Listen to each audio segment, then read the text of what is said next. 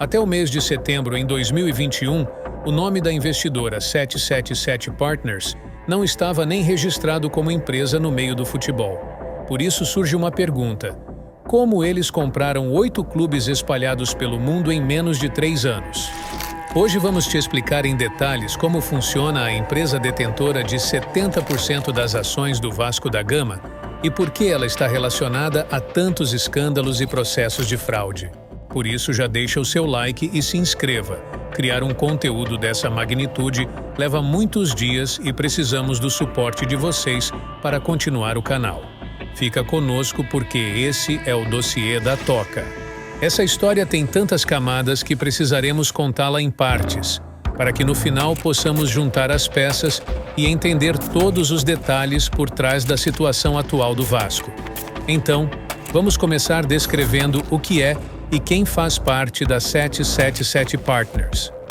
Em 2010, Joshua Wander conhece Steve Pasco, um ex-corretor de imóveis que estava querendo migrar para o mercado financeiro, e os dois decidem abrir a Sutton Park Capital, uma empresa de investimentos independente. 5 anos mais tarde, decidem ampliar o portfólio criando a 777 Partners. Josh se torna a figura principal da empresa e sua história é bem interessante. Josh cresceu em Miami e estudou na universidade da cidade. Na época da faculdade, mostrava ser um cara muito focado na vida noturna e pouco nos estudos, tanto é que o cara foi preso com 31 gramas de cocaína. Ele resolveu delatar o esquema que vendia pelos correios e com isso evitou 15 anos de cadeia, que foi convertido em liberdade condicional. E em 2014, através dos seus advogados, conseguiu encerrar o processo criminal em juízo, saindo da condição probatória. Alguns anos antes dessa decisão na corte, ele havia sido processado por um cassino famoso chamado Bellagio, que lhe adiantou $78 mil em crédito e ele devolveu apenas 5 mil. E até o último julgamento da renegociação do caso, em 2018, sabe-se que ele ainda não quitou toda a dívida. Em 2013, mais um processo importante na sua lista. O American Express Centurion Bank levou Josh ao tribunal, alegando que ele devia mais de $240 mil no cartão de crédito. Ele não conseguiu fugir da cobrança e pagou no final daquele mesmo ano. Em 2019, um outro processo absurdo surgiu em seu nome, alegando que a 777 fazia empréstimos ilegais com Rosebud Lending, o braço econômico de uma tribo nativa americana reconhecida pelo governo federal, cobrando 790% em taxas de juros dos populares locais, o que levava a novos empréstimos e ciclos intermináveis de pagamento. Ainda em 2019, a 777 comprou 25% de uma empresa de aviação canadense chamada Flair Airlines. A operação deles consistia em alugar aeronaves da Airborne Capital e fazer poucas rotas, mas a empresa locadora nunca viu o dinheiro do pagamento dos Boeings e acionou os locatários na justiça, cobrando $50 milhões.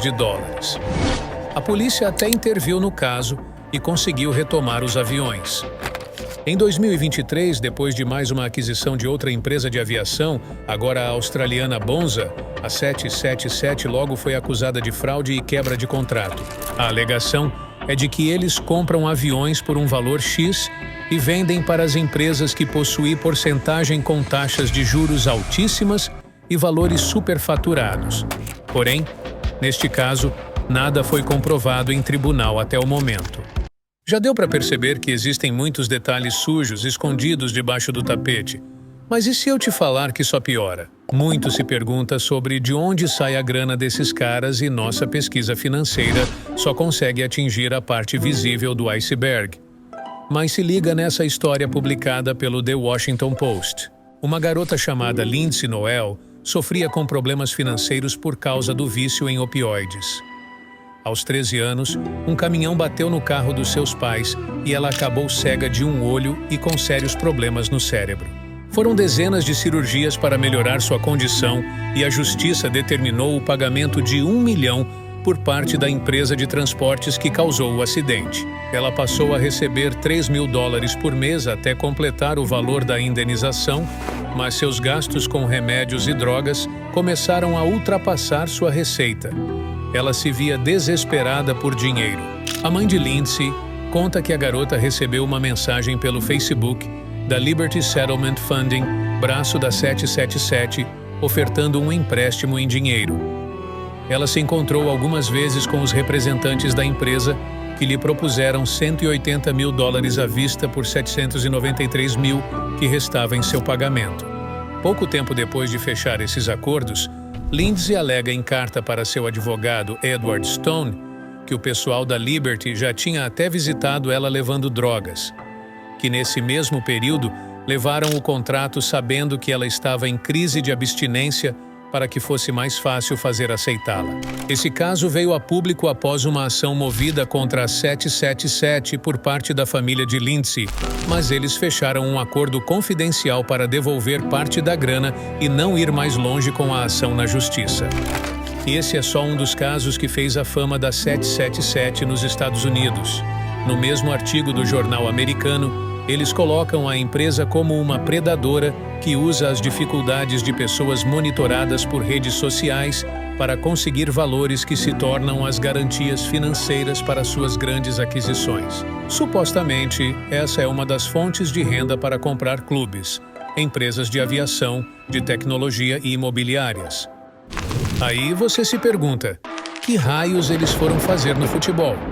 Vamos fazer uma linha do tempo para entender como foram as aquisições, porcentagens e valores investidos. O primeiro investimento aconteceu em 2018, adquirindo uma porcentagem mínima do Sevilha. Em 2020, aumentaram a participação para 7,5%. O clube enfrentava crise financeira, aceitou o acordo, mas rapidamente entraram em conflito com outros acionistas e com José Castro, diretor do clube. Hoje, a 777 praticamente não tem nenhuma influência por lá. Em setembro de 2021, compram 99% do Genoa por 150 milhões de euros. Gigante italiano que estava imerso em dívidas e problemas estruturais. No mesmo ano, são rebaixados para a Série B. Já retornaram à primeira divisão e atualmente estão na 12ª posição. Em fevereiro de 2022, compram 70% das ações do Vasco por R$700 milhões e até o momento fizeram aportes que chegaram em 310 milhões. A empresa precisa fazer mais 2 aportes, um em setembro deste ano e outro em 2025. O Vasco atualmente é o 17º no Brasileirão. No mês seguinte, compram 100% do Standard de Liège, na Bélgica, por 55 milhões de euros. No ano passado, houve uma série de protestos por falta de projeto e ambição por parte da 777. Atualmente, ocupam a 10ª posição do campeonato belga. Na França, alguns dias após comprar 2 clubes, a 777 compra o Red Star, da 3ª divisão local. Até o momento, a empresa ainda não tinha sentido a ira da comunidade do futebol sobre seus movimentos e o povo francês não deixou barato. Vários protestos aconteceram por entender que estavam usando o clube criado por Jules Rimet como um satélite, que serve apenas para formar jogadores para outras equipes do grupo. O Melbourne Victory, na Liga Australiana, teve porcentagem minoritária adquirida no final de 2022 por 8,7 milhões de euros. Eles podem comprar até 70% do clube em 5 anos, caso façam 30 milhões de euros em investimento. Na Alemanha, compraram 64,7% do Hertha Berlim, outro clube tradicional afundado em dívidas. Por causa das regras da Bundesliga, toda a diretoria é formada por membros ligados ao clube, e assim, a 777 não tem influência no futebol, apenas na parte dos negócios. No fim do ano passado, acertaram a compra 94,1% do Everton da Premier League. Mais um clube cheio de história vivendo um momento difícil com dedução de pontos e problemas com a FIFA. Porém, na Inglaterra, existe uma comissão que faz uma análise minuciosa da empresa detentora do lance de compra e, por mais que a oferta tenha sido aceita pelo antigo dono, os americanos ainda não têm controle sobre o clube. Esse aumento de portfólio e aquisições em tempo recorde fez com que a mídia britânica e americana os colocasse em foco. E vou te falar, tem muita coisa aparecendo.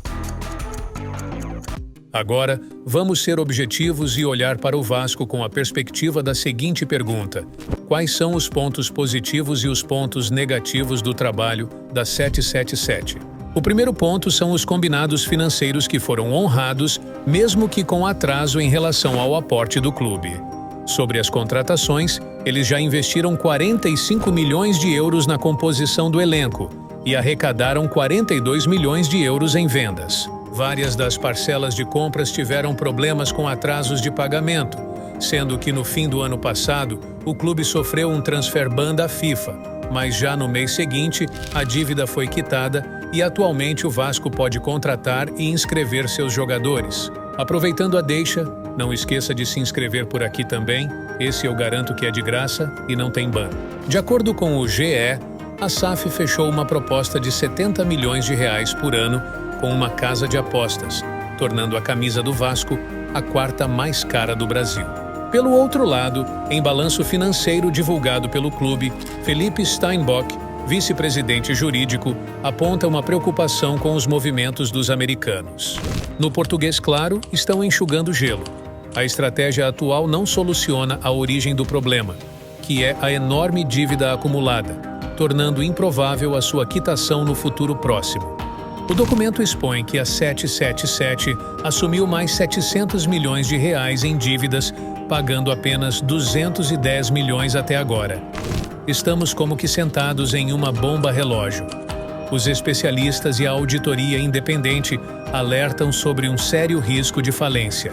O conflito entre profissionais da Associação do Vasco com os investidores estrangeiros já tem longa data, praticamente desde os primeiros meses do acordo entre as partes.